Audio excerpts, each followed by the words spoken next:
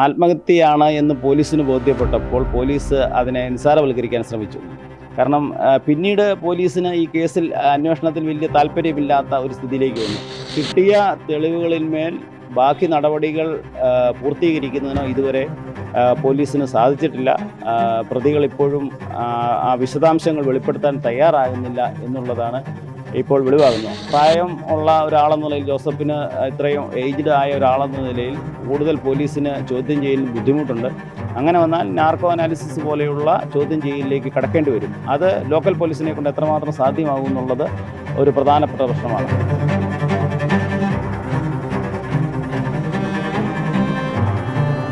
നമസ്കാരം. ഹൈക്കോടതി അഭിഭാഷകയും മുത്തോലി ഗ്രാമപഞ്ചായത്തിൻ്റെ മുൻ പ്രസിഡന്റുമായിരുന്ന ജിസ്മോൾ 2 കുഞ്ഞുങ്ങളുമായി ജീവനൊടുക്കിയ സംഭവത്തിലെ നിർണായകമായ തെളിവുകൾ പുറത്തു വന്നതിന് പിന്നാലെ ഇപ്പോൾ മുത്തോലി ഗ്രാമപഞ്ചായത്തും ഈ വിഷയത്തിൽ ഇടപെടുകയാണ്. മുത്തോലി ഗ്രാമപഞ്ചായത്ത് അംഗമായ ശശികുമാർ നമുക്കൊപ്പമുണ്ട്. എന്താണ് പഞ്ചായത്തിൻ്റെ ഭാഗത്തു നിന്നുള്ള തീരുമാനം?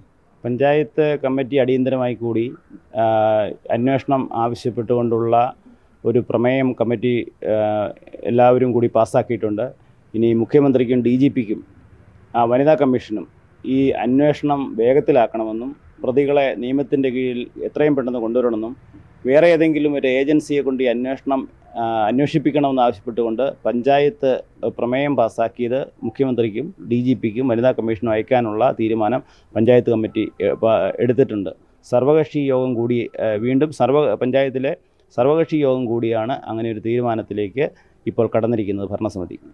ഈ കേസുമായി ബന്ധപ്പെട്ട് ഇപ്പോൾ ജിസ്മോളുടെ പിതാവും അറസ്റ്റിലാണ്. കൂടുതൽ ആളുകൾക്കെതിരെ കേസെടുത്തിട്ടുണ്ട്. പക്ഷേ അവരെ ചോദ്യം ചെയ്യുന്നതിനോ തെളിവുകൾ ശേഖരിക്കുന്നതിനോ കിട്ടിയ തെളിവുകളിന്മേൽ ബാക്കി നടപടികൾ പൂർത്തീകരിക്കുന്നതിനോ ഇതുവരെ പോലീസിന് സാധിച്ചിട്ടില്ല.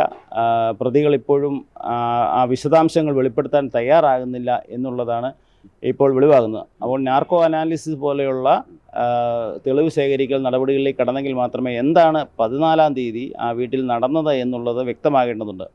അതാണ് ഈ സംഭവത്തിലേക്ക് നയിച്ചിരിക്കുന്നത്. അപ്പോൾ 14-ാം തീയതി നടന്ന സംഭവം എന്താണെന്ന് വ്യക്തമാക്കണമെങ്കിൽ അത് ആ കുടുംബാംഗങ്ങൾ വേണം അവരുടെ മൊഴി വേണം എടുക്കാൻ. അപ്പോൾ അത് ഇതുവരെ കൃത്യമായി ലഭ്യമായിട്ടില്ല എന്നാണ് പോലീസ് അറിയിക്കുന്നത്. അങ്ങനെ വരുമ്പോൾ പ്രായം ഉള്ള ഒരാളെന്ന നിലയിൽ, ജോസഫിന് ഇത്രയും ഏജ്ഡ് ആയ ഒരാളെന്ന നിലയിൽ കൂടുതൽ പോലീസിന് ചോദ്യം ചെയ്യലിന് ബുദ്ധിമുട്ടുണ്ട്. അങ്ങനെ വന്നാൽ നാർക്കോ അനാലിസിസ് പോലെയുള്ള ചോദ്യം ചെയ്യലിലേക്ക് കടക്കേണ്ടി വരും. അത് ലോക്കൽ പോലീസിനെ കൊണ്ട് എത്രമാത്രം സാധ്യമാകും എന്നുള്ളത് ഒരു പ്രധാനപ്പെട്ട പ്രശ്നമാണ്. അതുകൊണ്ടാണ് പഞ്ചായത്തും ഇക്കാര്യത്തിൽ ഒരു വ്യക്തമായ നടപടി സ്വീകരിക്കണമെന്ന് ആവശ്യപ്പെട്ടുകൊണ്ടുള്ള നിയമ നടപടികളിലേക്ക് കടക്കുന്നത്. ക്രൈംബ്രാഞ്ച് അന്വേഷണമാണ്.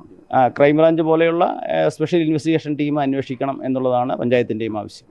ഇപ്പം 1 മാസം പിന്നിടുകയാണ്. ജിസ്മോളും കുഞ്ഞുങ്ങളും നമുക്കൊപ്പം ഇപ്പോൾ ഇല്ല, അവരുടെ വേർപാട്.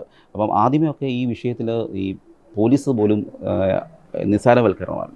അതെ, പോലീസ് കാരണം ഈ മരണം ആത്മഹത്യയാണ് എന്ന് പോലീസിന് ബോധ്യപ്പെട്ടപ്പോൾ പോലീസ് അതിനെ നിസ്സാരവൽക്കരിക്കാൻ ശ്രമിച്ചു.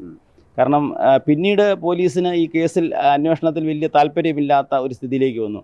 പക്ഷേ ഞങ്ങൾക്കറിയാമായിരുന്നു ഇതിൽ മരണം എന്ന് പറഞ്ഞിരുന്നാലും അത് അവർ ഗാർഹിക പീഡനം മൂലമുള്ള മരണത്തിലേക്കാണ് നയിക്കപ്പെട്ടത്. വെറുതെ ഒരു സുപ്രഭാതത്തിൽ ജിസ്മോളും മക്കളും ആത്മഹത്യ ചെയ്തതല്ല എന്ന് ഞങ്ങൾക്ക് ഉറപ്പുണ്ടായിരുന്നു. അപ്പോൾ എവിടുന്നെങ്കിലും ഒരു തെളിവ് അവശേഷിക്കും എന്നുള്ള ഉറപ്പുണ്ടായിരുന്നു. അതാണ് ജോസഫിൻ്റെ മൊബൈലിൽ നിന്ന് ലഭ്യമായത്. ആ ഒരൊറ്റ തെളിവ് എന്ന് പറയുന്നത് സുപ്രധാനമായ തെളിവാണ്. അതിന്മേൽ ബാക്കി അന്വേഷണം നടത്തിയാൽ പ്രതികളെ എല്ലാം അറസ്റ്റ് ചെയ്ത് ജയിലിലടയ്ക്കാനുള്ള എല്ലാ തെളിവുകളും ലഭ്യമാകും എന്നുള്ള ഞങ്ങൾക്ക് തീർച്ചയായും വിശ്വാസമുണ്ട്. അതുകൊണ്ട് ഞങ്ങൾ കോടതിയിലും നിയമത്തിലും ഞങ്ങൾക്ക് വിശ്വാസമുണ്ട്. മുത്തോലി ഗ്രാമപഞ്ചായത്തിൻ്റെ നേതൃത്വത്തിൽ പ്രതിഷേധ പ്രകടനമൊക്കെ നടത്തിയിരുന്നത്. പ്രതിഷേധ സംഗമം നടത്തിയിരുന്നു.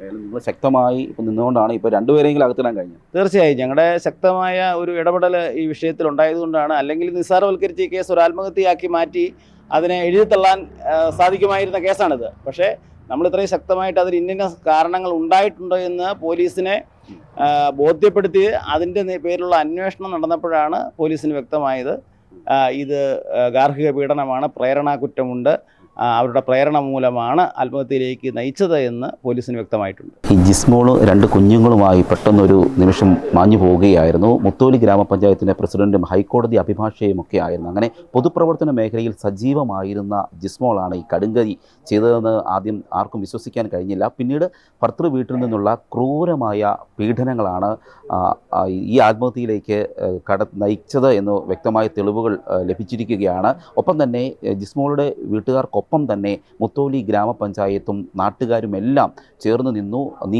ജിസ്മോളുടെ നീതിക്ക് വേണ്ടി ഇപ്പോഴും പോരാട്ടം തുടരുകയാണ്. ഈ വിഷയത്തിൽ എതിർ ഏജൻസി, അതായത് ക്രൈംബ്രാഞ്ച് പോലെയുള്ള ഏജൻസികൾ അന്വേഷണം നടത്തി കുറ്റക്കാരെ നിയമത്തിന് മുന്നിൽ കൊണ്ടുവരണമെന്ന ആവശ്യമാണ് മുത്തോലി ഗ്രാമപഞ്ചായത്ത് ഉയർത്തുന്നത്. Camera മഞ്ജിദിനൊപ്പം CR Shyam, Marunadan Malayali, Kottayam.